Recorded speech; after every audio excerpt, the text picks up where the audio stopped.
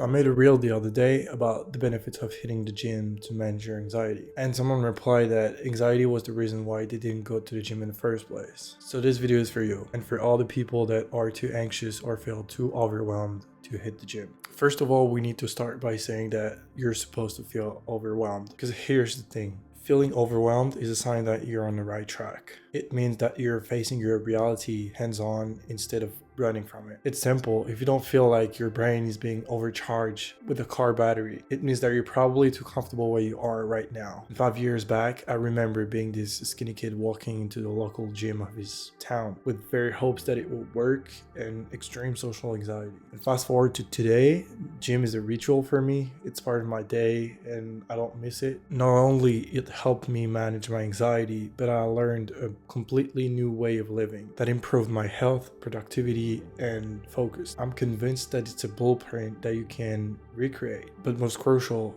I'm convinced that physical discipline is the first step to leveling up your life.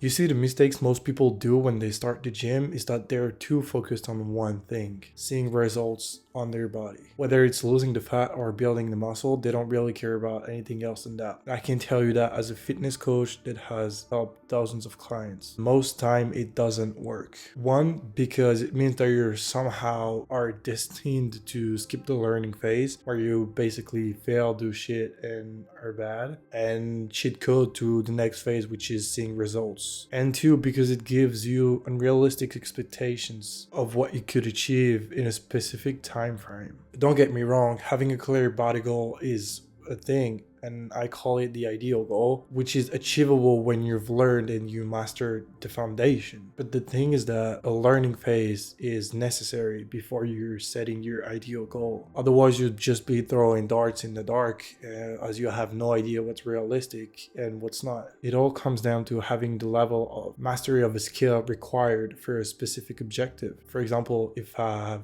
been painting for 10 years, let's just say. I've never painted my whole life, but chances are that I might be able to replicate the idea of the drawing that is present in my mind and put it onto the canvas fairly easily, because my goal is coherent with the technique and the knowledge that I've accumulated over the years. But if I've actually never held a brush before, which is my case, it would be a little bit presumptuous to think that I can draw the Starry Nights, right? The goal is ideal, but unrealistic compared to what I actually can make with the skills I have built. And the problem is that by doing so, you kill your chances of successfully implementing the habit in your day-to-day life. That especially if you're anxious. You first need to learn the basics before setting ideal goals. When I started, I set myself up for failure from the beginning because I was way too fixated on putting 20 pounds of muscle within my first year of training. I put so much pressure on myself that I skipped learning the technique and I destroyed my shoulder benching. So the first thing that I would highly suggest is that your only goal when starting is to learn the basics and just show up consistently when you say you would. Because there are two things that finally led me to put on 20 pounds of muscle 4 years later, by the way. And this is one, learning the fundamentals, and two, consistency. Trust me, learning in itself will be hard enough. So do not put high expectations on top of that. Once you know how to do something very well, you just have to optimize and scale, which is far more easier than learning the technique for the first time. Then for me, the second obstacle was something I've been struggling with forever, because it's so intimidating the first time that you step foot in the gym. You go to sign your little membership, tiny paper in a tiny office in front of a 225-pound, 45-year-old male that's been weightlifting for 40 years. And I remember signing my contract, I felt so out of place. Every part of me was screaming to get out and to go play video games in my room. But that's precisely why I needed to stay right there to sign at the bottom of the page. I pretended to read just to show I knew my shit. I didn't. Even once you're done, you're in for the real spectacle. Seeing everyone who's 10 to 20 years ahead of you. And at that moment, it's crucial to shift your mindset from social comparisons to inner comparison. What I mean by that is that you can't possibly compare yourself to someone who's been doing this for over a decade. Again, by doing so, you'd inevitably face a wall. This applies to social media too. I strongly advise against following any fitness influencers for that very reason. Use social media for the lessons people can teach you, not for the highlights they're showing off. And the way through that is to focus on inner comparison. It's a process and it takes time to develop, but the premise is this: you're only allowed to compare yourself to your past self. That's it. And this is like a cheat code because it's almost impossible to feel inferior that way. Don't get me mistaken, it doesn't magically disappear, but self-comparison is something that you're gonna need to work on over time. And once you recognize the fact that you cannot possibly ask yourself to be as good looking as a guy that's been lifting for 10 plus years, you feel a sense of inner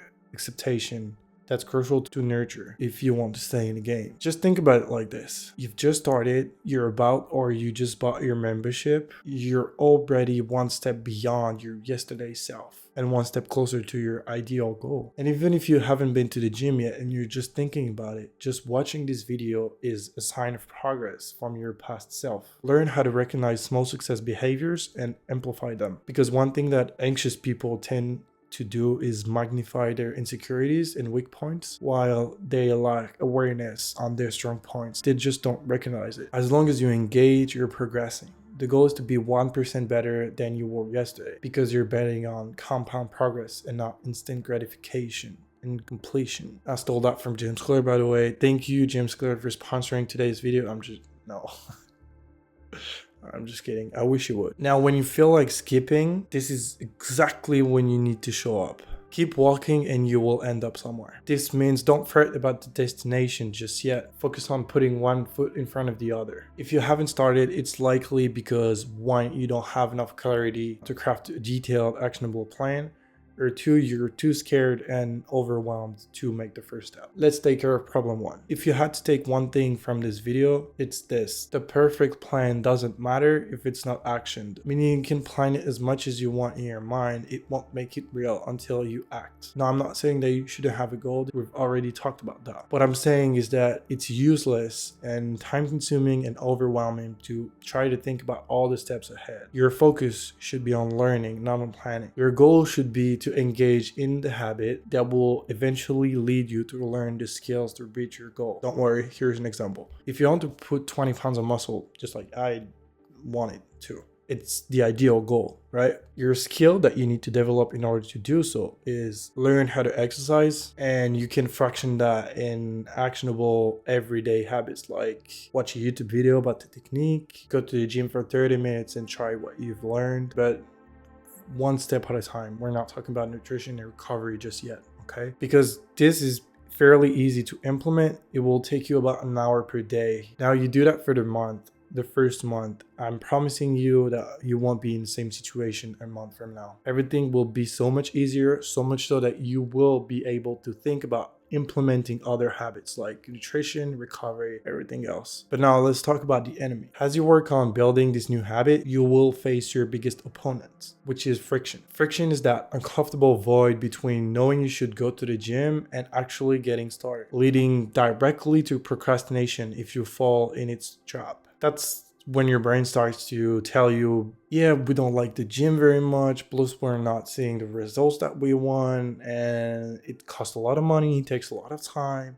and eventually it doesn't matter because we're all going back to being dust in the universe, and it shouldn't matter because I'm beautiful on the inside. Now, you've probably heard this before, but the best way to combat friction is to just start. You need to force yourself to stand up, pack your bag, and just head out. And when that voice starts to speak, you close your eyes and you focus back on the only thing that you really have to do, which is get going. And in these moments, I found out that focusing on the body really helps. Because while your mind invents reason not to go, your body kind of feels ready and eager for the workout. The friction will be so intense at first, but each time that you engage, regardless of that enemy, you take back 1% of its power. And now it never completely disappears. It's part of your mind. I think it's like natural instincts talking. But you can lower that voice to the minimum volume so that it doesn't bother you as much anymore and it doesn't prevent you from engaging. You wouldn't feel so overwhelmed if you were able to zoom out and see the bigger picture. And for that we have tools at our disposition. Both take less than 15 minutes, and you might be skeptical. I was, but I will tell you what it is, but I assure you, it works just like a charm. I've been using this for years now, and I wouldn't live my days without it. You walk and you nap. That's it.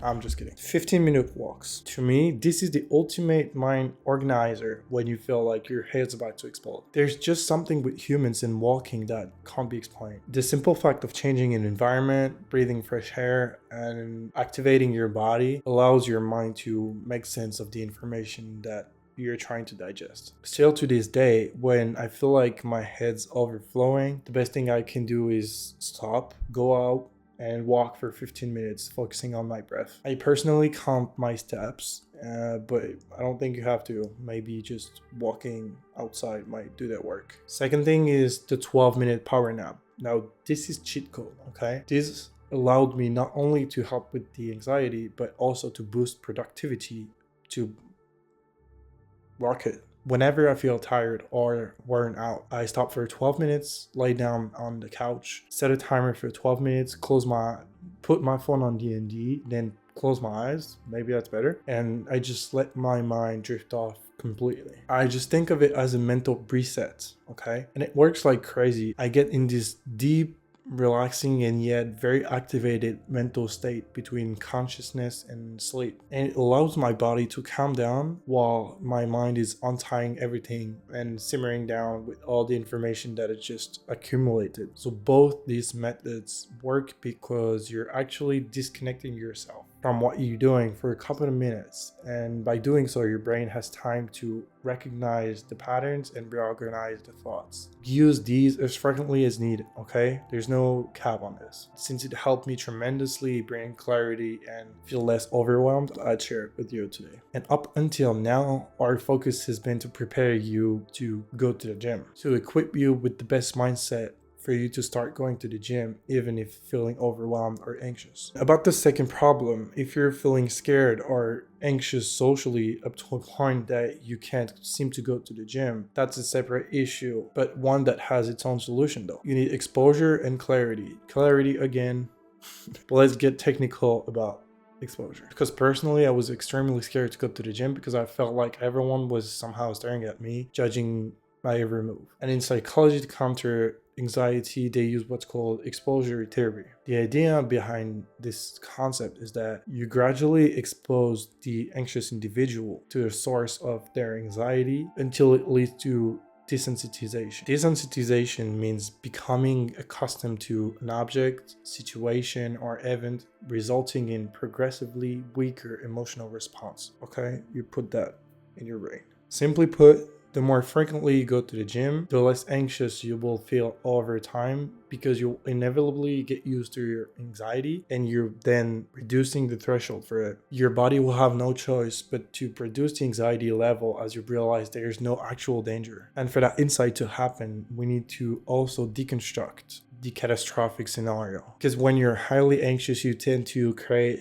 the worst case scenario. In your mind, this is the danger you're most afraid, the thing that you dread the most. For me, it was the fear of, I don't know, falling in front of everyone or making a weird noise, just like attracting everyone's attention on me. I hated that shit. However, the more you go to the gym, the more your brain will eventually pick up on the fact that such scenario is very unlikely to occur, as you just don't see it every day. People don't fall that often in the gym, man. Even if it does happen, your brain will know that it's not truly dangerous and you're not going to die from it. So it doesn't have to exaggerate the anxiety response to it. This realization helps you see that the anxiety was just disproportionately high. And this is just the start of your journey, okay? Don't fret.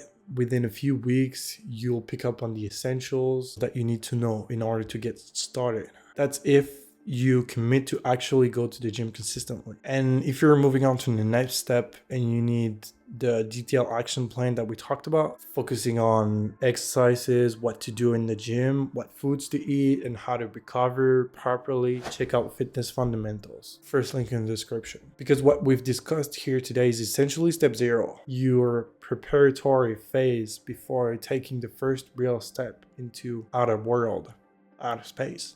We've been preparing you to go out there and to engage, considering the anxiety hidden behind the action. Trust me now, there's no shortcuts, especially if you're looking to start the gym. Feeling anxious is okay, really. As you persist, you will ultimately notice that the anxiety diminishes quite fast. You can see the change from week to week. This is the beginning of something far greater than what you can imagine right now. It's the first step in reinventing yourself, but also mastering the management of your anxiety. Right now you dread it, but in a couple months you'll be forever grateful that you stuck to it. Hope this helps. Trust the process.